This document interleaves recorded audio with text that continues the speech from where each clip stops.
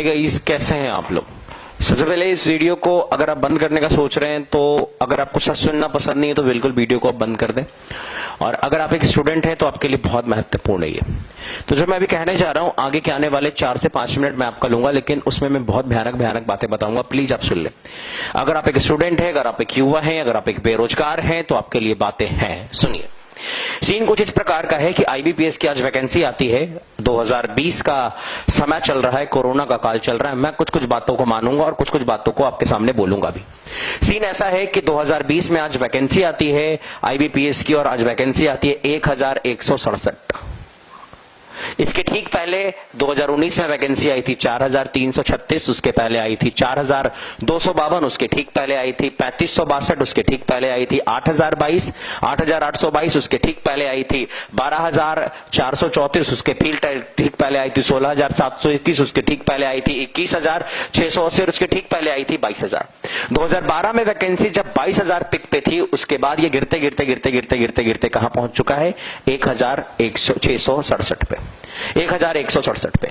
आप एक बात बताइए, इस तरीके से अगर आप वैकेंसीज को कम करते जाओगे, बैंक को मर्ज करते जाओगे, तो एक आम आदमी कहां जाएगा? आप हमेशा प्राइवेटाइजेशन को जोड़ दे रहे हैं। अगर प्राइवेटाइजेशन होगा तो लोग जॉब कहां पे करेंगे? क्या आत्मनिर्भर इतना इजी है आत्मनिर्भर बनना? आपको पता है कि अगर मान लिया जाए, अगर बैंक पैसे भी दे देती है लोगों को बिजनेस करने के लिए, तो आपको क्या पता है कि लोग किससे बिजनेस कर पाएंगे या नहीं कर पाएंगे? क्या सारे लोग बिजनेस के लिए बने होते हैं? क्या हर एक लोग से बिजनेस पॉसिबल है? बिल्कुल पॉसिबल नहीं है। इसमें गरीब का बेटा और गरीब होता जाएगा और एक अमीर का बेटा और अमीर होता जाएगा। एक सरकारी नौकरी ही, एक पढ़ाई एक ऐसा चीज था। शिक्षा व्यवस्था ही हमारी शिक्षा व्यवस्था एकदम बिल्कुल भी सही नहीं है। और शिक्षा एक ऐसा चीज था जिसके बदौलत एक गरीब आदमी भी आगे बढ़ के अपने बेटे के दम पे वो अपना दिन चेंज करना सोच सकता था, लेकिन वो भी पॉसिबल नहीं है क्योंकि वैकेंसी इतनी घट गई है। कहां से होगा? 1167 वैकेंसी है। बच्चा क्यों तैयारी करेगा ये बताओ मुझे। और इतनी वैकेंसी पे क्या होने वाला आप मुझे ये बताओ। मैं तो 3 एग्जांपल आपको दूंगा। आप प्लीज बिल्कुल अपना पलक भी मत झपकाना, वीडियो पे लगातार टिके रहना। अगर आपको गलत बात लगे आप नीचे लिख के जाना। अब मेरी बातों को सुनना। 22000 से वैकेंसी शुरू हुई थी और 1667 वैकेंसी तक हम लोग पहुंच चुके हैं। इतना कम डेटा हो गया है। और साथ ही साथ जो हमारे फॉर्म भरने वाले लोगों की संख्या है वो 10 लाख से भी ज्यादा है। आप अगर 10 लाख रुपए की गाड़ी खरीदने जाइएगा ना, तो आपको वो जो शोरूम वाले होंगे वो 1000 रुपए का केक वेक और ताम झाम में बिल्कुल यूं ही पैसा बर्बाद कर देंगे। जब आप 10 लाख का चीज खरीदने जाते हो तो उसमें 1 लाख का कोई वैल्यू नहीं होता है। सॉरी, 1000 का कोई वैल्यू नहीं होता है। और आप 10 लाख के कैंडिडेट में 1000 सीट देके कौन से वैल्यू निकाल रहे? इससे बढ़िया नहीं देते तुम। क्यों दे रहे हो वैकेंसी? अब तुम ये कहोगे कि इस बार कोरोना। अरे भैया, ये 2019 में भी कोरोना था क्या? 2017 में भी कोरोना था। लगातार बैंक को मर्ज कर देंगे। अरे आपका पास एनपीओ हो रहा है तो क्यों एनपीओ हो रहा है उसको सुधारोगे या वैकेंसी कम कर दोगे? बैंक को मर्ज कर दोगे। हर एक चीज को प्राइवेट नहीं कर सकते है ना। अगर हर एक चीज को प्राइवेट कर देंगे तो सरकार नाम का चीज ही हट जाएगा। एक दिन तो हमें ऐसा देखने को मिलेगा, भारत सरकार प्राइवेट लिमिटेड, ये लिखवा दो। आप ऐसे करेंगे तो कहां जाएगा? शिक्षा व्यवस्था तो ऐसे ही डाउन हो गई थी और ये वैकेंसीज को देख के और ज्यादा डाउन हो जाएगी। बच्चे क्यों पढ़ेंगे? अब आप कहते हो प्राइवेटाइजेशन होना चाहिए। प्राइवेटाइजेशन कब होगा? आपको अच्छी शिक्षा मिली है क्या? एक गरीब का बच्चा क्या एक अच्छी शिक्षा पा पाता है? कोई गरीब का बच्चा अच्छी शिक्षा कैसे पा पाएगा? भाई वो सरकारी स्कूल में जाता है और आप लोग सरकारी स्कूल के मास्टर को भी कहां छोड़ते? उससे जनगणना करवाते हैं, कोरोना में करवाते हैं, इलेक्शन में काम करवाते हैं। वो इलेक्शन में काम करने आया, पढ़ाने आया है? कहां से होगा काम? आप ही बताओ।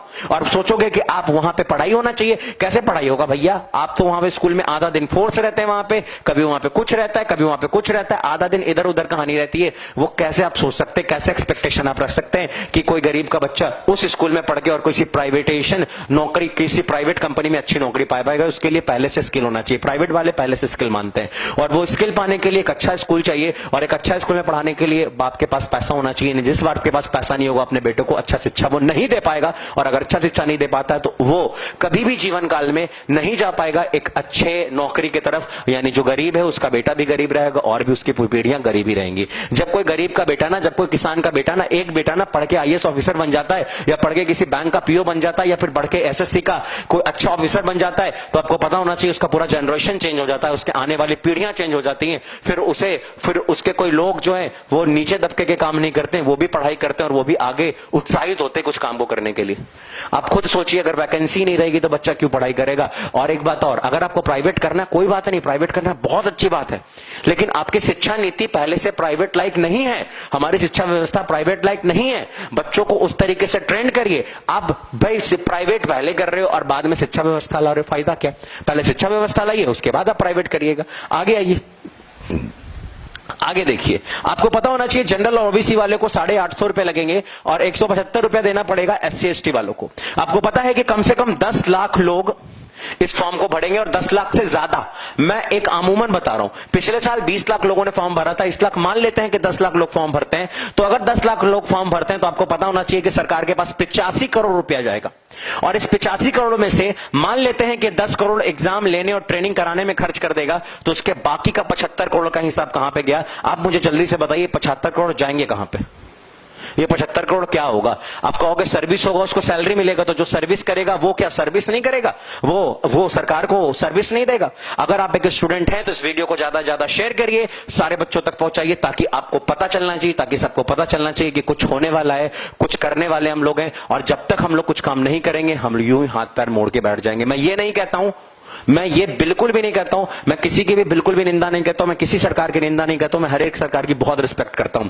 बहुत अच्छा है हम लोग राम मंदिर बना रहे हैं, बहुत अच्छा है हम लोग 370 हटा रहे हैं, बहुत अच्छा है हम लोग पुलवामा अटैक का हमला ले रहे हैं, लेकिन बहुत अच्छा तब होगा जब हमारे देश के युवा कुछ करेंगे, बेरोजगार नहीं घूमेंगे। मेरे भाई, बेरोजगारी बहुत बढ़ रही है, और अगर आपको लग रहा है कि आप बेरोजगार हैं तो इस वीडियो को शेयर करिए। और इस वीडियो को ऊपर नीचे कुछ लिखने वाले लोगों को मैं पहले ये बता दूं कि बेटा, आप लिखने के लिए तो कुछ भी लिख सकते हो, बाबू आप लिखने के लिए तो कुछ भी लिख सकते हो, बच्चा मेरे आप लिखने के लिए तो कुछ भी लिख सकते हो, लेकिन एक बड़ी बात आती है, एक बहुत खूबसूरत आती है कि भाई आप पहले उस स्टूडेंट को देखिए जिसका लास्ट साल था, जो कई सालों से मेहनत कर रहा था, कि अगर वो इस बार कुछ एग्जाम देता है और एग्जाम निकल जाता तो उसके साथ कुछ होगा।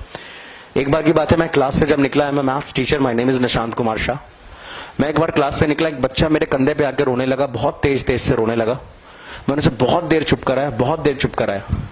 काफी देर चुप कराने के बाद मुझे लगा, फरवरी का महीना चल रहा था, मुझे लगा कुछ चक्कर उक्कर होगा दूसरा वाला। लेकिन वो बच्चा बहुत देर के बाद चुप होता और वो कहता है कि सर, पापा ने मेरे को इस बार पटना भेजा था, पापा मेरे किसान है, कि एनटीपीसी आने वाला है, एनटीपीसी में मैं जॉब कर लूंगा पढ़ाई करके, लेकिन सर एनटीपीसी का तो एग्जाम ही नहीं हो रहा है। जब एनटीपीसी का एग्जाम नहीं हो रहा है तो पापा आप कह रहे हैं कि बेटा इससे ज्यादा मेरे पास पैसा नहीं है, अब गांव लौट जाओ। वो कहता है क्या कि सर मेरे को पढ़ना था सर, मेरे को यहीं रहना था सर, अगर मैं घर जाऊंगा तो पढ़ाई नहीं हो पाएगी सर, खेत में काम करना पड़ जाएगा सर, कैसे भी एग्जाम हो जाए सर, कैसे भी एग्जाम करा दो, मेरे हाथ में कि मैं एग्जाम करा दूं। मैं रात भर उस दिन नहीं सोया। क्या आपको पता है कि बच्चे कैसे आके रोते हैं? क्या आपको पता है कि बच्चे क्या करते हैं? अगर रियलिटी में अगर आप एक स्टूडेंट हैं तो भैया प्लीज वीडियो को शेयर करिएगा और उन लोगों तक पहुंचने दीजिएगा वीडियो जो ऊपर प्रोफाइल में बैठे हुए हैं, ताकि उनको भी पता चले कि क्या सीन क्रिएट हुआ है। आज के लिए इतना ही, थैंक यू वेरी मच।